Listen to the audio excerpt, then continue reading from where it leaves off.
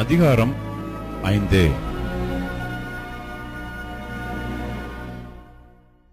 அப்பொழுது ஆகாய் தீர்க்கதரிசியும் இத்தோவின் குமாரனாகிய சகரியா என்னும் தீர்க்கதரிசியும் யூதாவிலும் எருசலேமிலும் உள்ள யூதருக்கு இஸ்ரவேல் தேவனின் நாமத்திலே தீர்க்க தரிசனம் சொன்னார்கள். அப்பொழுது செயல்தியேலின் குமாரனாகிய செருபாபேலும் யோசதாக்கின் குமாரனாகிய யெசுவாவும் எழும்பி எருசலேமில் உள்ள தேவனுடைய ஆலயத்தை கட்டத் தொடங்கினார்கள். அவர்களுக்கு திடன் சொல்ல தேவனுடைய தீர்க்கதரிசிகளும் இருந்தார்கள்.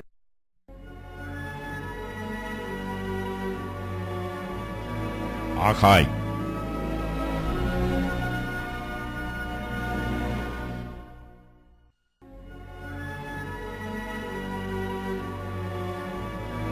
அதிகாரம் 1.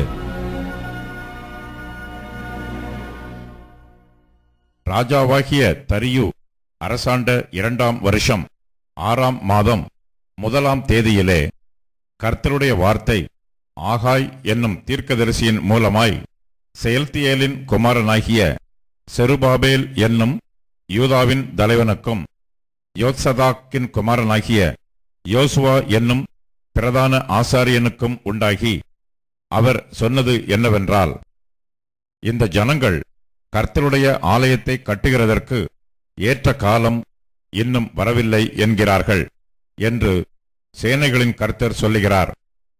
ஆனாலும் ஆகாய் என்னும் தீர்க்கதரிசியின் மூலமாய் கர்த்தருடைய வார்த்தை உண்டாகி அவர் சொல்லுகிறார், இந்த வீடு பாழாய் கிடக்கும்போது நீங்கள் மச்சு பாவப்பட்ட உங்கள் வீடுகளில் குடியிருக்கும்படியான காலம் இதுவோ? இப்போதும் சேனைகளின் கர்த்தர் சொல்லுகிறார், உங்கள் வழிகளை சிந்தித்துப் பாருங்கள். நீங்கள் திரளாய் விதைத்தும் கொஞ்சமாய் அறுத்துக்கொண்டு வருகிறீர்கள். நீங்கள் புசித்தும் திருப்தியாகவில்லை, குடித்தும் பரிபூரணமடையவில்லை. நீங்கள் வஸ்திரம் உடுத்தியும் ஒருவனுக்கும் குளிர் விடவில்லை. கூலியை சம்பாதிக்கிறவன் பொத்தலான பையிலே போடுகிறவனாய் அதை சம்பாதிக்கிறான். உங்கள் வழிகளை சிந்தித்துப் பாருங்கள் என்று சேனைகளின் கர்த்தர் சொல்லுகிறார்.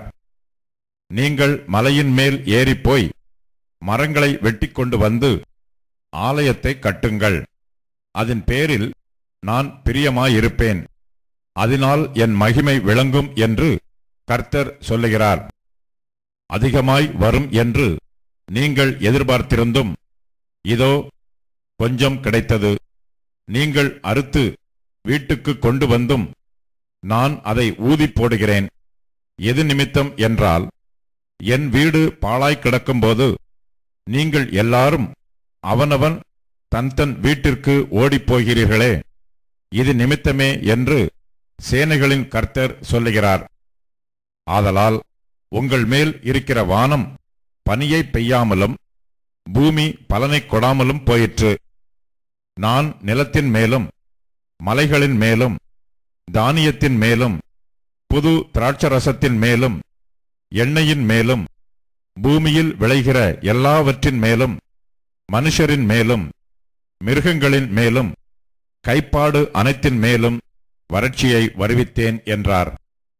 அப்பொழுது செயல்தியேலின் குமாரனாகிய செருபாபேலும் யோத்சதாக்கின் குமாரனாகிய யோசுவா என்னும் பிரதான ஆசாரியனும் ஜனத்தில் மீதியான அனைவரும் தங்கள் தேவனாகிய கர்த்தருடைய சத்தத்துக்கும் தங்கள் தேவனாகிய கர்த்தர் அனுப்பின ஆகாய் என்னும் தீர்க்கதரிசியினுடைய வார்த்தைகளுக்கும் செவி கொடுத்தார்கள்.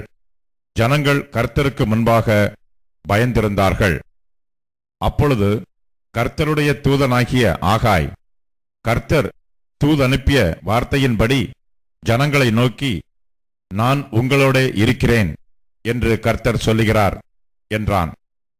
பின்பு கர்த்தர் செயல்தியேலின் குமாரனாகிய செருபாபேல் என்னும் யூதாவின் தலைவனுடைய ஆவியையும் யோத்சதாக்கின் குமாரனாகிய யோசுவா என்னும் பிரதான ஆசாரியனுடைய ஆவியையும் ஜனத்தில் மீதியான எல்லாருடைய ஆவியையும் எழுப்பினார்.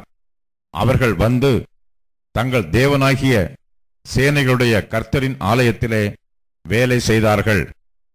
தரியு ராஜாவின் 2ஆம் வருஷம் 6ஆம் மாதம் 24ஆம் தேதியிலே இது நடந்தது. கர்த்தரை நோக்கி பிரார்த்தனை செய்வோமாக. இரக்கங்களில் ஐஸ்வர்யமுள்ள நல்ல ஆண்டவரே, இந்த புதிய மாதத்தின் முதலாம் ஆராதனை வேளையிலே நீர் எங்களை கூட்டி சேர்த்த தயவுக்காக நன்றி செலுத்துகிறோம். தேவரே, நீர் மாறாதவராக முது பிள்ளைகளாகி எங்கள் மீது நீர் வைத்திருக்கிற முது அன்பு, நோக்கம், கிருபை மாறாததாக இருக்கிறபடியினாலே நாங்கள் நன்றி செலுத்துகிறோம். காலை வேளையிலே உம்முடைய சமூகத்திலே எங்களை தாழ்த்தவும், தேவரீர் முது திருவசனத்தினாலே நாங்கள் உயிர்ப்பிக்கப்படவும் நீர் எங்களுக்கு உதவி செய்யும்.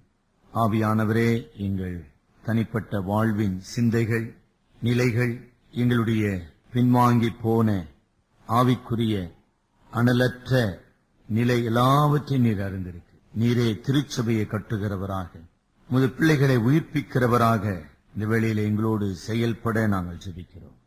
உடைய வசனத்துக்கு பயந்து நடங்குகிறவனை நான் நோக்கி பார்ப்பேன் என்று சொல்லியிருக்கிறேன். அந்த ஆசீர்வாதத்தை நாங்கள் பெற்றுக்கொள்ள எங்களுக்கு உதவி செய்யும். எங்கள் அருமை இரட்சகர் மூலம் வேண்டிக் கொள்ளுகிறோம் நல்ல பிதாவே, ஆமேன். பிரியமானவர்களே, கர்த்தருடைய ஒத்தாசை கொண்டு எஸ்ராவின் புத்தகத்தை நாம் படித்துக் கொண்டு வருகிறோம். இன்றைய தினத்திலே எஸ்ரா புத்தகம் 5ஆம் அதிகாரம் முதல் 2 வசனங்களை மட்டும் நாம் சற்று விரிவாக அல்லது சற்று ஆழமாக பார்க்க விரும்புகிறோம். இப்படிப்பட்ட புத்தகங்களை நாம் படிக்கும்போது நீங்கள் வரலாற்றை மறந்து விடுவீர்களானால் பாதி பிரசங்கம் உங்களுக்கு அர்த்தமே இல்லாததா இருக்கும். என்ன சார் இந்த எதையோ கதை சொல்லுகிறாரு அப்படிதான் நினைக்க தோன்றுங்க. ஒரு வேத மாணாக்கனாக அல்லது வேதத்தை கற்றுக்கொள்ளுகிற ஒரு கடவுளுடைய பிள்ளையாக வரலாற்றை நான் கற்றுக்கொள்ள வேண்டும். அதனாலதான் நான் உங்களுக்கு சொல்வதுண்டு. மறுபடியும் நான் உங்களுக்கு சொல்றேன், இந்த கிறிஸ்துமஸுக்கு புது துணி வாங்குறதெல்லாம் கொஞ்சம் விட்டுருங்க. அது கடவுளை பிரியப்படுத்த போவதில்லை. அதில் எழுதி வச்சுக்கொள்ளுங்க, லைஃப் அப்ளிகேஷன் பைபிள். மிக அன்போடு கேட்டுக்கொள்ளுகிறேன். நம்முடைய அறிவு வளராது. நம்முடைய அறிவு வளரலனா நம்முடைய விசுவாசம் வளராது. நம்முடைய விசுவாசம் வளரலனா நாம தேவனுடைய சித்தத்தை செய்ய முடியாது. சும்மா சபையில இருக்கலாம், நீங்க மெம்பரா இதான் உட்கார்ந்து இருக்கிறோமே, இன்னொரு விதத்தை சொன்னா எண்ணிக்கைன்னு சொல்லுவாங்க. You may be in the counting, no good. அதனால கடவுளுக்கு எந்த பிரயோஜனமும் கிடையாது. அறிவு வளரவில்லை என்றால் விசுவாசம் வளராது.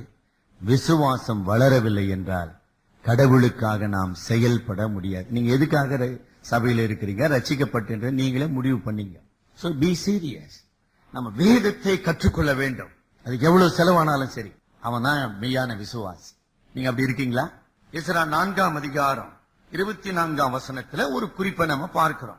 எஸ்ரா 4:24. அப்பொழுது எருசலேமில் உள்ள தேவனுடைய ஆலயத்தின் வேலை தடைப்பட்டு பெர்சியாவின் ராஜாவாகிய தரியு ராஜ்யம் பாரம் பண்ணின 2ஆம் வருஷம் மட்டும் ஏன் நிறுத்தப்பட்டது? கடவுள் தானே கட்ட சொன்னாரு.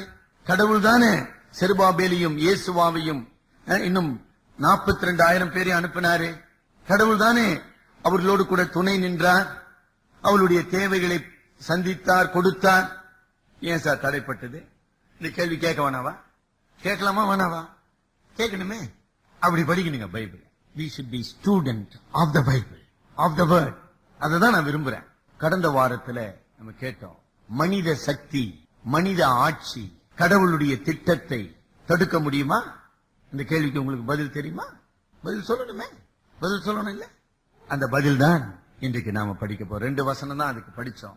அப்ப இஸ்ரவேல் ஜனங்கள் நம்ம 3ஆம் அதிகாரத்துல, விசேஷமாக 3ஆம் அதிகாரத்தின் பிந்தின பகுதியில நம்ம கவனித்தோம். அவர்கள் இடத்துல என்னதுங்க, உணர்ச்சி வசமான ஒரு ஆர்வம் இருந்தது.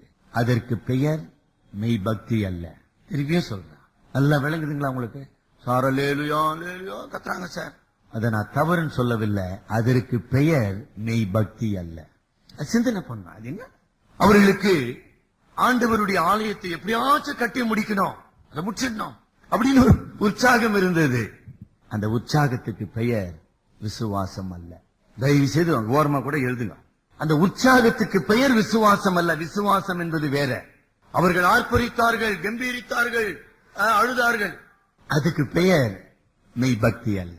இப்படி படிக்கணும் சார்.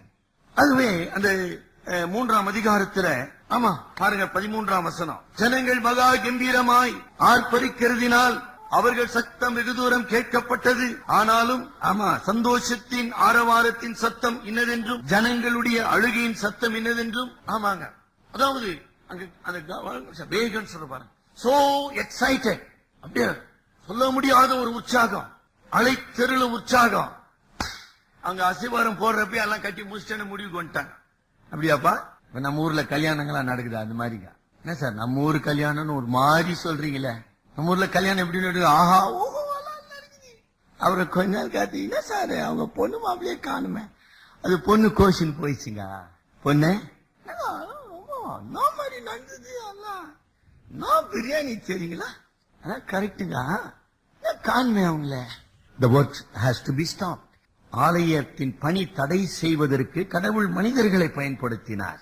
மனிதர்களும் ஒரு கருவிகளை ஒழிய மனிதர்கள் அதை தடுத்து நிறுத்த முடியாது. கடவுள் அதை தடுத்து நிறுத்த சித்தம் கொண்டார். காரணம் நல்லா விளங்குச்சிங்களா? அவங்களுடைய நோக்கம், அவர்களுடைய செயல்முறை, அவர்களுடைய சுயம் சார்ந்த நிலை கடவுள் அவர்களுக்கு உணர்த்த விரும்பினார்.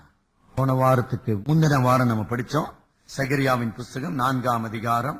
செருபாபேலை பார்த்து கர்த்தர் சொன்ன வார்த்தை என்ன? 4ஆம் அதிகாரம் 6ஆம் வசனம். ஆமா பாத்தீங்களா, அவன் ஏற்கனவே எல்லாம் இருக்கிறாங்கம்மா, ஆனா இப்ப செயலற்றவனா போயிட்டு அவனால செயல்பட முடியவில்லை. அவனுக்கு என்ன செய்யணும்னு தெரியவில்லை. சோர்ந்து போனான், தளர்ந்து போனான், அவிசுவாசத்துக்கும் பயத்துக்கும் இடம் கொடுத்தான். அப்படிப்பட்ட செருபாபேலுக்கு கடவுளுடைய வார்த்தை வருகிறது. என்னமா சொல்றாரு? கர்த்தருடைய வார்த்தை என்னவென்றால், பலத்தினாலும் அல்ல, பராக்கிரமத்தினாலும் அல்ல, என்னுடைய ஆவியினாலே. ஆமா செருபாபேலே, என்னுடைய ஆவியை நான் உனக்கு அருளவில்லை என்றால், என்னுடைய ஆவியானவர் மக்களை ஆட்கொள்ளவில்லை என்றால் கட்டாயமா வேலை நடக்காதுப்பா. அவ்வளவுதான் உண்மை. அது செருபாபேலுக்கு உண்மை. கிமு 5ஆம் நூற்றாண்டில உண்மை, கிபி 21ஆம் நூற்றாண்டில உண்மை, எல்லா சபையிலும் உண்மை. பலத்தினாலும் அல்ல, பராக்கிரமத்தினாலும் அல்ல, என் ஆவியினாலே. அதுக்குதான் சொன்னேன், God's work should be done in God's way. What is God's way? By the power of the Holy Spirit. கடவுளுடைய பணியை கடவுளுடைய வழியிலே நாம் செய்ய வேண்டும். கடவுளுடைய வழி எது? ஆவியினாலே பலப்படுத்தப்பட்ட வழி. அதுதான் அப்போஸ்தலர் 1ஆம் அதிகாரம் 8ஆம் வசனத்திலே பயந்து போன, தோல்வி அடைந்த, மறுதலித்த, காட்டி கொடுத்த, துரோகம் செய்த தம்முடைய சீஷர்களை பார்த்து கிறிஸ்து சொன்னார், உன்னதத்தின் பலனால் தரிப்பிக்கப்படும் வரை நீங்கள் எருசலேமிலே காத்திருங்கள். இந்த சுவிசேஷ பணி என்பது, திருச்சபையை கட்டுவது என்பது உங்களுடைய பலத்தினால் அல்ல, உங்களுடைய பராக்கிரமத்தினால் அல்ல, என்னுடைய ஆவியினாலே ஆகும். எவ்வளவு துல்லியமா இருக்கு பாருங்க பைபிள். ஆக எனக்கு அருமையானவர்களே, 4ஆம் அதிகாரம் வரைக்கும் யூத மக்கள் எதிரிகளுடைய எதிர்ப்பினாலே, பயமுறுத்தல்களினாலே என்ன ஆயிட்டாங்கம்மா? வெலவெலுத்து போயிட்டாங்க. அப்படியே எப்படி ஆயிட்டாங்க? புரியுதுங்களா உங்களுக்கு? எதிரிகள், சமாரியாவின் எதிரிகள் வந்து அவர்களை தடுத்த உடனே அப்படியே வெலவெலுத்துட்டாங்க, தொடை நடுங்கியா போயிட்டாங்க.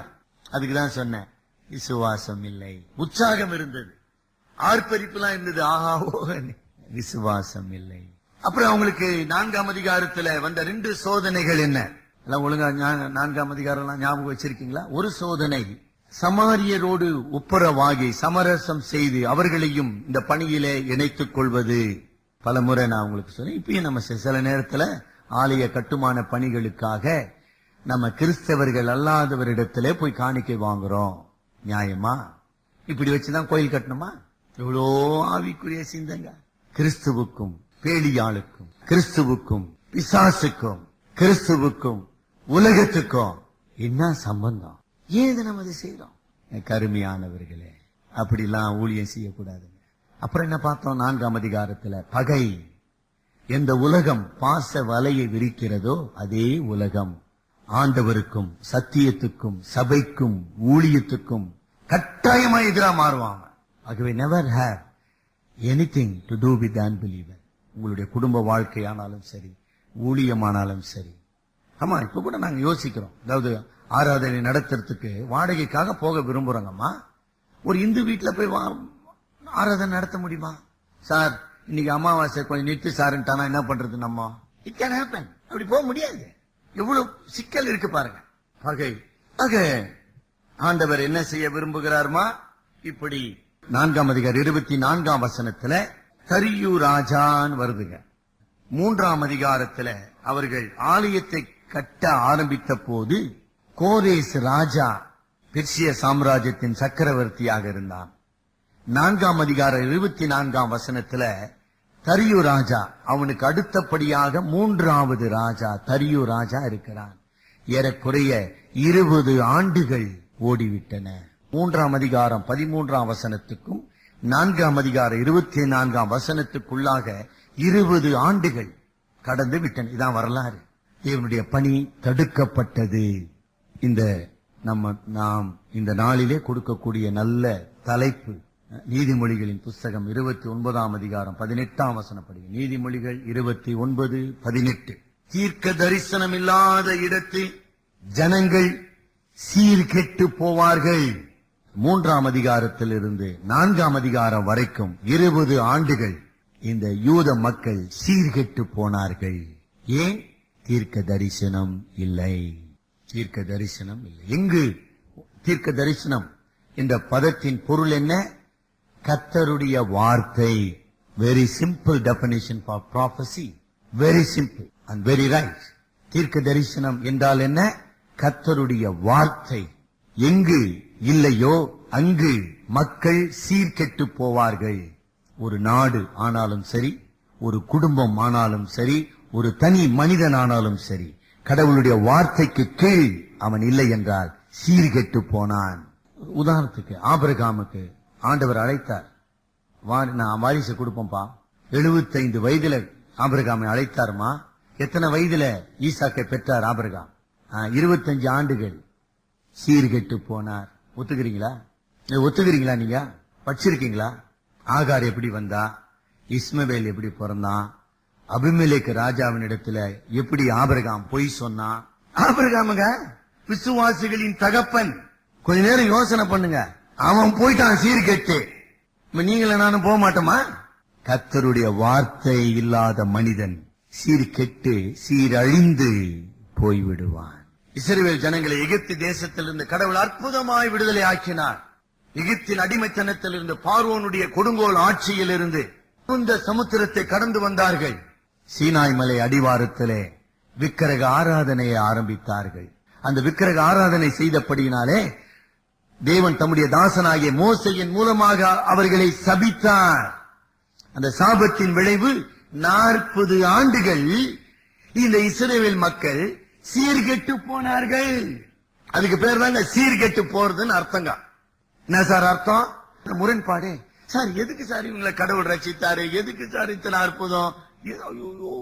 எல்லாம் கொண்டு வந்து நிறுத்தி பாலும் தேனும் ஓடுகிற தேசத்துக்கு போங்கடானா இவனுங்க கண்ணுக்குட்டியை செய்ய ஆரம்பிச்சிட்டாங்க. கடவுள் சபித்தார். 2 பேரை தவிர வேற ஒருத்தரும் போக மாட்டீங்க பாண்டார். சீர்கெட்டு போனார்கள். சவுல் ராஜான்னு ஒரு ராஜா இருந்தாருங்களா? இருந்தார். கடவுள் தான் அவரை அபிஷேகம் பண்ணினார்.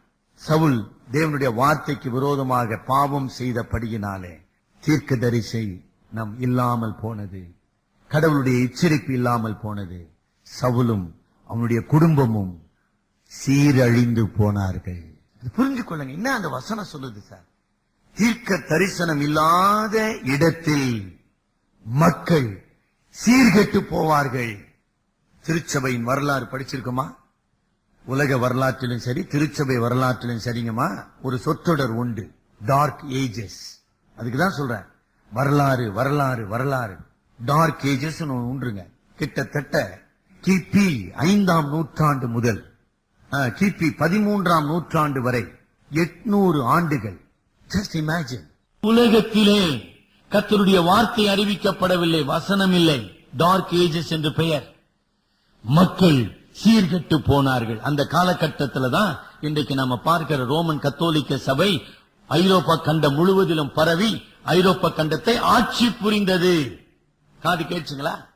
பரவினது மாத்திரமல்ல, ஐரோப்பா கண்டத்தை ரோமன் கத்தோலிக்க சபையின் போப் என்று அழைக்கப்படுகின்ற பாப்பரசர் ஆட்சி புரிந்தார்.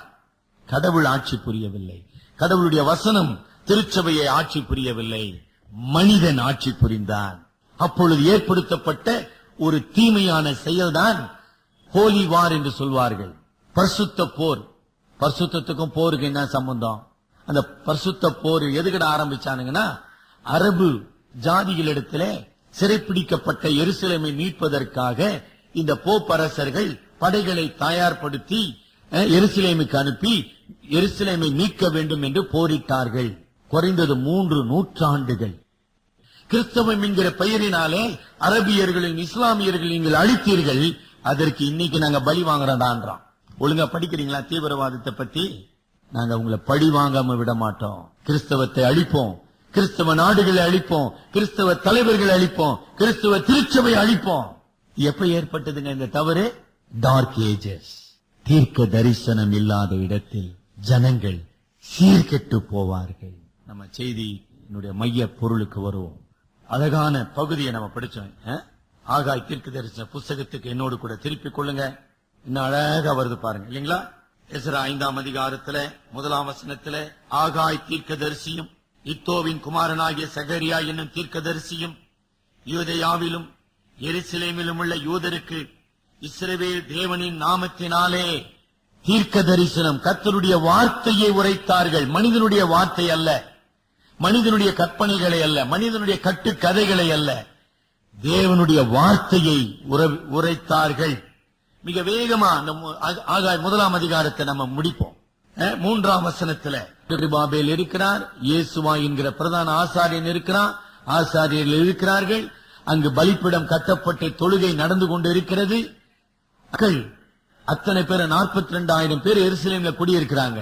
ஆனா அவங்க எப்படிப்பட்ட மனநிலையில் இருந்தார்கள், என்ன விதமான வாழ்க்கை வாழ்ந்து கொண்டிருந்தார்கள், அப்படியே அதை படம் பிடித்து காட்டுகிற ஒரு பகுதி தான் ஆகாய் 1ஆம் அதிகாரம். படிங்க 3ஆம் வசனம். ஆகாய் 2ஆம் வசனங்கமா, இந்த ஜனங்கள் கர்த்தருடைய ஆலயத்தை கட்டுகிறதற்கு நினவ காலத்தை முடிவு பண்றது. நீ யார்? காலத்தின் அதிகாரி யார்? காலத்தை நிர்ணயிக்கிறவர் யார்? காலத்தை திட்டமிடுகிறவர் யார்? காலத்தை ஆளுகிறவர் யார்? Who are you? நீ யார்? எதுக்கு எப்படி பேசுறாங்க பத்தியா? சாக்கு போக்கு. தங்களுடைய அவிசுவாசத்தை மறைப்பதற்காக, தங்களுடைய சுயநலமான வாழ்க்கையை மறைப்பதற்காக, இது ஆலயம் கட்டுறதுக்கு இது இன்னும் காலம் வரல சார். கடவுளுக்கு எவ்வளவு எரிச்சலை மூட்டுகிறதாக அந்த வார்த்தை இருந்தது. கடவுளுடைய வார்த்தையை, கடவுளுடைய சித்தத்தை நாம் எதிர்க்கும் போது கடவுளுக்கு நாம் எரிச்சல் மூட்டுகிறவராக இருக்கிறோம். திருச்சபையின் பணியிலே, வாழ்விலே செயல்பட கடவுள் உங்களை என்னையும் வைத்திருக்கிறார். நாங்க சொல்றோம், இந்த கிராமங்களிலே பணி செய்கிறோம், இன்றைக்கு மாலை இந்த ஊழியத்துக்கு போகிறோம். கர்த்தருக்கு சித்தமானால் வருகிற நாட்களில் இந்த ஊழியம். ஏன் நம்ம பங்கு பெறவில்லை? ஏன் நமக்கு அக்கறை இல்ல? எனக்கு டைம் இல்ல சார். நான் நினைக்கிறேன், ஒரு சரியான விசுவாசி டைம் இல்லன்னு சொல்ல முடியுமா? கொஞ்ச நேரம் யோசனை பண்ணி சொல்லுங்க. கடவுள், if God orders you, can you make an excuse? I have no time. நியாய தீர்ப்பு நாளிலே கடவுளுக்கு முன்பாக எனக்கு நேரம் இல்லை என்று நீங்கள் சொல்ல முடியுமா? அதுக்கு மேல இது புரியலன்னா அப்புறம் நான் பேசி பிரயோஜனம் இல்லை. 2 தீமோத்தேயு 4ஆம் அதிகாரம் 4ஆம் வசனம் பாருங்க.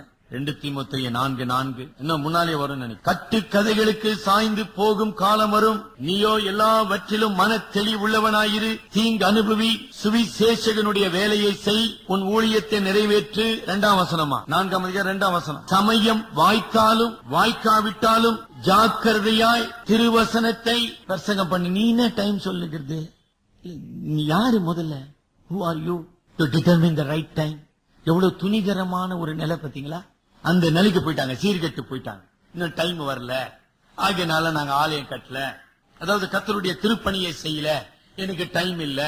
அதுக்கப்புறம் என்ன சொல்றாரு பாருங்க, 4ஆம் வசனம். ஆகாய் 1ஆம் அதிகாரம் 4ஆம் வசனம். இந்த வீடு பாழாய் கிடக்கும் பொழுது, அப்ப கர்த்தருடைய வீட்டை குறித்து, கர்த்தருடைய ஆலயத்தை குறித்து ஒரு நிர்விசாரம், அக்கறையற்ற தன்மை. ஆனா நான் எப்படி இருக்கணும்? நான் மச்சு பாவின வீட்டுல, இவங்க எல்லாம் இப்பதான் குடியேறி இருக்கிறாங்க. அதனால கவனிச்சீங்களா?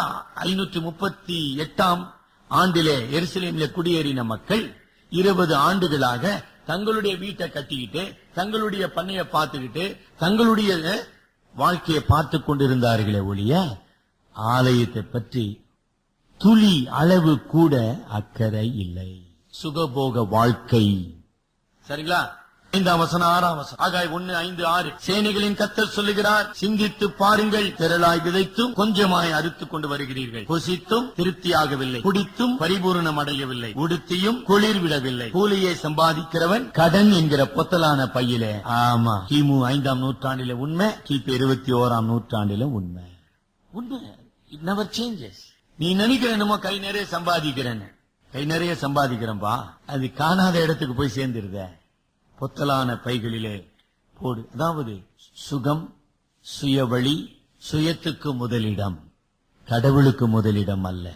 நல்லா எவ்வளவு தெளிவா பேசுறாங்க. இதுக்கு தாங்க பேரு கர்த்தருடைய வார்த்தை.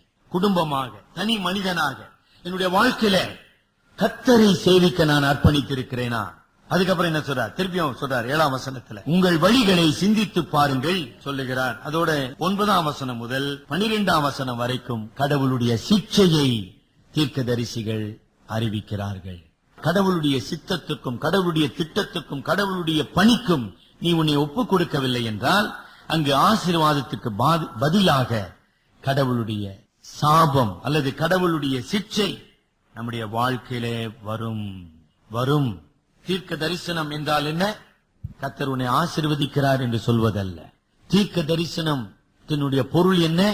கர்த்தருடைய சித்தத்தை வெளிப்படுத்துவது. To reveal the will of God. கர்த்தருடைய வார்த்தை என்றால் என்ன? தீர்க்க தரிசனம் என்றால் என்ன? நம்முடைய பாவ நிலையை நமக்கு உணர்த்தி காட்டுவது. நீதிமொழிகள் புத்தகத்துல ஒரு அழகான வசனம் இருக்குதுங்கம்மா. நீதிமொழிகள் 25:12. நீதிமொழிகள் 25:12. கேட்கிற செவிக்கு ஞானமாய் கடிந்து கொண்டு புத்தி சொல்லுகிறவன் கடுக்கனுக்கும் அபரஞ்சி பூரணத்துக்கும் ஒப்பானவன். உங்களுடைய வாழ்க்கையில கடவுள் தமது பிள்ளைகள் மூலமாக, தமது ஊழியக்காரர் மூலம் அல்லது தமது வசனத்தின் மூலமாக உங்களை இடித்து கண்டித்து உணர்த்துவாரானால் அது எவ்வளவு பெரிய கிருபை. Disciplining grace. நாம் மனம் திரும்ப வேண்டும். சகரியா, ஆகாய் தீர்க்கதரிசிகள் இந்த யூத மக்களுடைய நிர்விசாரம், அவருடைய பின்வாங்கி போன நிலை, பின்மாற்றம், கடவுளுக்கு முதலிடம் கொடுப்பதற்கு பதிலாக உலகத்துக்கு, சுகபோக வாழ்க்கைக்கு, சுயநலமான வாழ்க்கைக்கு அவர்கள் இடம் கொடுத்ததை கண்டித்து உணர்த்தினார்கள். அதுதான் தீர்க்க தரிசனம். அவர்கள் மனம் திரும்பும்படியாக அவர்களை எச்சரித்தார்கள். உங்கள் வழிகளை சிந்தித்து பாருங்கள். They were persuading the people to reflect and to repent. தங்களுடைய உங்கள் வழிகளை சிந்தித்து பாருங்கள், மனம் திரும்புங்கள், கர்த்தரிடத்தில் வாருங்கள், கர்த்தர் உங்களை ஆசீர்வதிப்பார். That is the prophecy. கர்த்தர் நீ நினைக்கிறதெல்லாம் கொடுப்பாரு, நீ நினைக்கிறதுக்கு மேல கொடுப்பாருன்னு சொல்றதல்ல தீர்க்க தரிசனம். அப்படிப்பட்ட தீர்க்க தரிசனம் பைபிள்ல இல்ல. Prophetic call is to repent, to come back to God. சரிங்களா? அதை மிக அழகாக நம்ம இங்க பார்க்கிறோம். கர்த்தருடைய சித்தத்தை மறந்தவர்களாக, கர்த்தருக்கு முதலிடம் கொடுக்காமல் தங்களுடைய வாழ்க்கைக்கு முதலிடம் கொடுத்தவர்களாக, கர்த்தருடைய பணியை வெறும் பொருள் பலத்தினாலே, ஆள் பலத்தினாலே செய்ய முற்பட்டவர்கள். அவங்க கிட்ட எல்லா பொருளும் இருந்தது, போதுமான பொருள்கள் இருந்தன, போதுமான ஆட்கள் இருந்தார்கள், போதுமான விசுவாசம் இல்லை. அதாங்க குறைபாடு. ஆகாயும் சகரியாவும் தேவனுடைய வார்த்தையினாலே அவர்களை பலப்படுத்துகிறார்கள். அந்த தீர்க்க தரிசனம் இந்த மக்களை என்ன செய்ததுங்க? 13ஆம் வசனம், 1ஆம் அதிகாரம் 13ஆம் வசனம். ஜனங்களை நோக்கி நான் உங்களோட இருக்கிறேன் என்று கர்த்தர் சொல்லுகிறார் என்றான். 14ஆம் வசனமா. பின்பு கர்த்தர் செயல் தேலியேனின் குமாரனாகிய செருபாபேல் என்னும் யூதாவின் தலைவனுடைய ஆவியையும் யோத்சதாக்கின் குமாரனாகிய யோசுவாவின் என்னும் ஆவியையும் எல்லாருடைய ஆவியையும் எழுப்பினார். The Spirit of God revived, renewed the spirit of people. எவ்வளவு பெரிய உண்மை. அது எவ்வளவு அழகாக அப்போஸ்தலர் 1ஆம் அதிகாரத்துக்கு பொருந்தது பாருங்க. இயேசு கிறிஸ்துவை காட்டி கொடுத்தவர்கள், இயேசு கிறிஸ்துவை மறுதலித்தவர்கள், இயேசு கிறிஸ்துவை விட்டு ஓடிப்போன சீஷர்கள், அவர்களை பார்த்து ஆண்டவர் சொன்னார், உன்னதத்தின் பலனால் நீங்கள் பலப்படுத்தப்படுவீர்கள். You will be revived. எங்கு நீங்கள் தோல்வியுற்றீர்களோ, இங்கு தேவகுமாரனாகிய கிறிஸ்துவை நீங்கள் மறுதலித்தீர்களோ, அதே எருசலேமிலே எனக்கு சாட்சிகளாயிருப்பீர்கள். எப்பொழுது? கர்த்தருடைய ஆவியானவர் அவர்களை எழுப்பினார். என்ன அற்புதமான ஒரு உண்மை, ஒரு ஒருமைப்பாடு. இன்றைக்கு நம்முடைய திருச்சபையில உயிர் மீட்சி வர வேண்டுமானால், பின்வாங்கி போனவர்கள் மனம் திரும்ப வேண்டுமானால், கர்த்தருடைய பணி வேகமாக பரவ வேண்டுமானால், கர்த்தருடைய மக்கள் கட்டப்பட வேண்டுமானால், அவர் நமது ஆவியை எழுப்ப வேண்டும். இது மனிதன் செய்ய முடியுமா? எங்க மனிதன் can human effort achieve that? No, முடியவே முடியாது. அதனால்தான் ஆவியானவர் தேவை. 20 ஆண்டுகள் மக்கள் சீர்கெட்டு போனார்கள். இந்த சீர்கெட்ட பிள்ளைகளை பரிசுத்த ஆவியானவர் உயிர்ப்பிக்கின்றார். ஆக எதற்கு தீர்க்க தரிசனம்? கடவுளுடைய சித்தத்தை வெளிப்படுத்த, கடவுளுடைய சித்தத்தின்படி கடவுளுடைய மக்கள் எவ்வளவாக பின்மாற்றம் ஆகி துரோகம் செய்து கடவுளுக்கு பதிலாக தங்களுடைய சுயநலத்தை அவர்கள் தேடிக்கொண்டு இருக்கிறார்கள் என்கிற பாவத்தை உணர்த்துதல், அவர்கள் மனம் திரும்பி ஆண்டவரிடத்தில் வரும்படி அவர்களை அழைத்தல், persuading the people to come back to God. நீங்கள் சிந்தித்து பாருங்கள். 4வதாக பரிசுத்த ஆவியானவர் அவர்கள் செவி கொடுக்கிறார்கள். They were listening to the prophets. அது ரொம்ப முக்கியமான விஷயங்க. எல்லாரிடத்திலும் ஆவியானவர் கிரியை செய்வதில்லை, எல்லாருக்கும் கர்த்தருடைய வசனம் விளங்குவதில்லை. ஆமா, it doesn't work. அதனால ஏசாமி சொன்னார், காது உள்ளவன் கேட்க கடவன் சொன்னாருங்களா? ஆமா, கேட்கறது இல்ல. நல்லா புரியுதா? பல சத்தங்கள் நம்முடைய உள்ளங்களிலே தொனித்துக் கொண்டிருக்குது. சில நேரத்தில் கடந்த காலத்தின் தவறுகள் நம்முடைய காதுகளிலே தொனித்துக் கொண்டிருக்கும். நம்முடைய குற்ற மனசாட்சி தொனித்துக் கொண்டிருக்கும். Guilty conscious. கடவுளுக்கு முன்பாக நாம் துரோகம் செய்திருப்போமானால் அந்த துரோக செயல் நம்மை தொனித்துக் கொண்டிருக்கும். அதுதான் ஒரு வார்த்தையில யூதாஸ் காரியத்தை பத்தி போடப்பட்டது. ஒரே ஒரு வார்த்தை தான், பைபிள்ல ரொம்ப சுருக்கமா இருக்கும். யூதாஸ் காரியோத் தேவாலயத்திலே போய் அந்த 20-30 வெள்ளிக்காசுகளை எழுந்துவிட்டு என்ன சொன்னா? குற்றம் இல்லாத ரத்தத்தை காட்டி கொடுத்தேனே. அந்த சென்டென்ஸ் தான் அவனை அப்படியே துணித்து தூக்கில போய் செத்தான். தற்கொலை செய்கிறவர்கள் பலர் இந்த அனுபவத்துக்குள்ளாக கடந்து செல்பவர்கள். I'm not joking. If you are not listening to God, you will be listening to the devil, the destroyer of soul. ஆத்துமாவை கொல்லுகிற சாத்தானுடைய சத்தத்துக்கு நீங்க செவி கொடுத்து கொண்டிருப்பீங்க. தேவனுடைய சத்தம் கேட்கப்படாத இடத்துல அவர்கள் செவி கொடுத்தார்கள். என்ன அழகா இருக்குது பாருங்க. ஆவியை, செருபாபேலின் ஆவியை, யோசுவாவின் ஆவியை, மக்களுடைய ஆவியை கர்த்தர் எழுப்பினார். எழுப்பி அவர்கள் செவி கொடுத்தார்கள். அந்த செவி கொடுத்தபடியினாலே 14ஆம் வசனத்தினுடைய பிந்தின பாகம் கர்த்தருடைய ஆலயத்தின் வேலையை திருப்பி 2ஆம் அதிகாரம் 4ஆம் வசனம் படிங்க. 4:5 செருபாபேலே நீ திடன் கொள் என்று கர்த்தர் சொல்லுகிறார். யோசுவா என்னும் பிரதான ஆசாரியனே, ஆமா, பி என்கரேஜ், திடன் கொள். தேசத்தின் எல்லா ஜனங்களே நீங்கள் திடன் கொள்ளுங்கள், வேலையை நடத்துங்கள் என்று கர்த்தர் சொல்லுகிறார். ஏன்? சமாரியாவின் தலைவர்கள் அல்ல, சமாரியாவின் கவர்னர் அல்ல, அதாவது மேதிய பெர்சிய சாம்ராஜ்யத்தின் சக்கரவர்த்தி ஆகிய அர்த்த சாஸ்திரா அல்ல, நான் உங்களுடனே கூட இருக்கிறேன். அது இந்த அத்தனை மனிதர்களை விட நான் பெரியவன். அதை மறந்துட்டாங்க. அவிசுவாசம் வரும் பொழுது கடவுளுடைய மகத்துவத்தை, வல்லமையை நாம மறந்து விடுவோம். பலவீன மனிதனை கண்டு பயப்படுவோம். அதான் அவிசுவாசத்தினுடைய தோல்வி. நல்லா விளங்குச்சுங்களா? செருபாபேலே நான் உன்னுடனே கூட இருக்கிறேன்.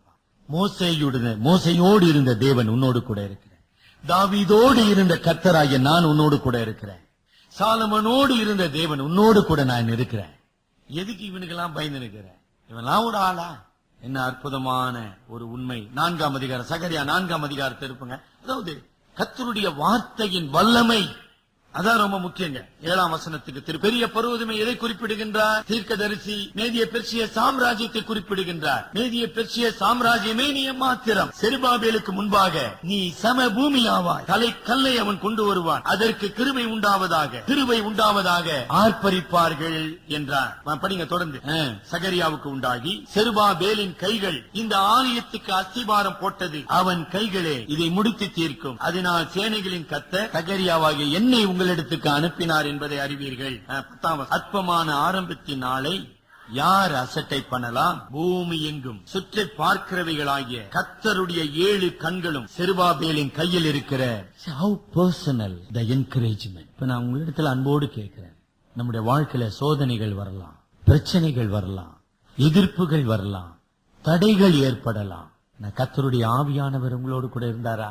தயவு செய்து மறுபரிசீலனை செய்யுங்க, சிந்தித்து பாருங்கள். கர்த்தருடைய ஆவியானவர் என்னை எழுப்பினாரா? கர்த்தருடைய வார்த்தை என்னை உயிர்ப்பித்ததா? திடன்கொள். How personal. நல்லா கவனிச்சிங்களா? அதுக்குதான் அந்த பொசிஷன். செருபாபேல் கர்த்தருடைய ஆலயத்தை கட்டுவதற்கு தான் ஆண்டவர் அவனை கொண்டு வந்ததே, அதுக்குதான் அவனுக்கு அந்த பதவி கொடுத்ததே, அதுக்குதாங்க.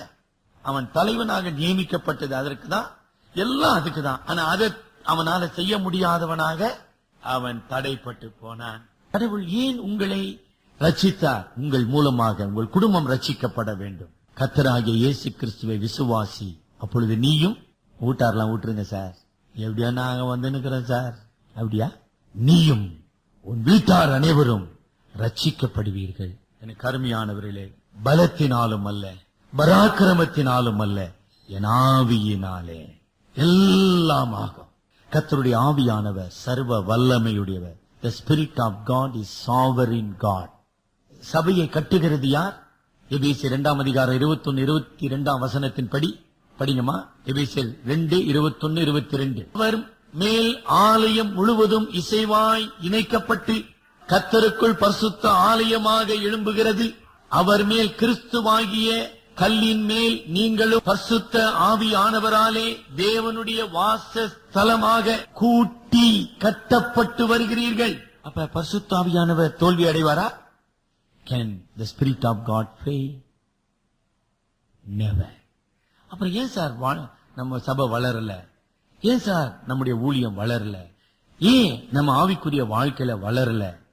சகோதரர் ஜெபித்தது போல ஏன் என்னுடைய வாழ்க்கையில கனி இல்ல? இந்த யூத மக்களுடைய பாவங்களை நாம் தொடர்ந்து கொண்டிருக்கிறோம். இன்னும் காலம் வரவில்லை. என்னுடைய குடும்பத்துக்கு, இந்த உலகத்துக்கு, உலக சுகபோகத்துக்கு முதலிடம், கடவுளுக்கு முதலிடம் அல்ல. கடவுளுடைய வேலையை செய்வதற்கு, கடவுளை சார்ந்து கொள்வதற்கு பதிலாக உலக மக்களை சார்ந்து கொள்ள முற்படுவது இல்லைங்களா? மூன்றாவது தவறு. நான்காவது, உலகத்திலிருந்து வருகிற எதிர்ப்புகளையும் தடைகளையும் கண்டு சோர்ந்து போய், பின்வாங்கி போய், அவிசுவாசத்துக்கு இடம் கொடுத்து பயந்து செயலற்று போவது நமக்கு எங்க வந்துச்சு? தலைவனுக்கு நாம் ஜெபிப்போம். கருமையானவர்களே, விசுவாசியே, கர்த்தர் ஒரு பெரிதான நோக்கத்தோடு உன்னையும் என்னையும் ரட்சித்திருக்கிறார். கர்த்தர் ஒரு பெரிதான உன்னதமான நோக்கத்துக்காக திருச்சபையை இந்த பூமியில வைத்திருக்கிறார். திருச்சபையாக, தேவனுடைய மக்களாக, தேவ ஆவியினாலே எழுப்பப்பட்டவர்களாக, விசுவாசம், தைரியம், ஞானம், விடாமுயற்சி, அன்பு, இவைகளினாலே நாம் கட்டி கொண்டிருக்கிறோமா? Are we building the temple of God? நீங்களே தேவனுடைய ஆலயம். நாம் தேவனுடைய ஆலயத்தை கட்டுகிறவர்களாக இருக்கிறோமா? திருச்சபையின் ஒவ்வொரு பணிகள், இந்த பணிகளிலே உழைக்கின்ற சகோதர சகோதரிகள் ஒவ்வொருவரையும் கர்த்தருடைய வார்த்தையினாலே நாம் உற்சாகப்படுத்துகிறோமா? ஜெபத்தினாலே தாங்குகிறோமா? உழைப்பினாலே உடன் உழைக்கின்றோமா? எவ்வளவு பெரிய பொறுப்புடையவர்களாக நாம் இருக்கிறோம். இதை நாம் மறந்திருப்போமானால் ஆகாய் தீர்க்க தரிசனம் 9 முதல் 12 வசனங்களிலே கொடுக்கப்பட்ட தேவனுடைய சிக்ஷை நம்முடைய குடும்பத்திலே வரும், நம்முடைய வாழ்க்கையில வரும். உன்னுடைய வருமானத்தை நான் ஊதி போடுவேன், உன்னுடைய பயிர்களின் மேல் மழை பெய்யாது, நீ அறுப்பாய் ஆனால் அதை சேர்த்து வைக்க முடியாது. அவ்வளவுதான். நான் சாபம் இடவேளை வரலங்க. ஆனா கர்த்தருடைய கோபம் நம்மை சந்திக்கும். அதுக்கு பேர் தான் சிக்ஷை. பிரியமானவர்களே, கர்த்தருடைய உடன்படிக்கையை நினைவு கூற நாம் வந்திருக்கிறோம். நான் தேவனுக்கு உண்மை உள்ளவனாக இருக்கிறேனா? உடன் விசுவாசிக்க நான் உண்மை உள்ளவனாக இருக்கிறேனா? இந்த திருச்சபையிலே நான் உண்மை உள்ளவனாக இருக்கிறேனா? குடும்ப வாழ்விலே நான் உண்மை உள்ளவனாக இருக்கிறேனா? Am I faithful in the sight of God? மிக முக்கியமான ஒரு கேள்வி. அப்படி இல்லை என்றால் இந்த உடன்படிக்கையின் ஆராதனை, அருமையானவர்களே, நமக்கு தேவனுடைய சிக்ஷையாக மாற முடியும். கிருபையுள்ள தேவனே, மன்னிக்கிற எங்கள் இரட்சகரே,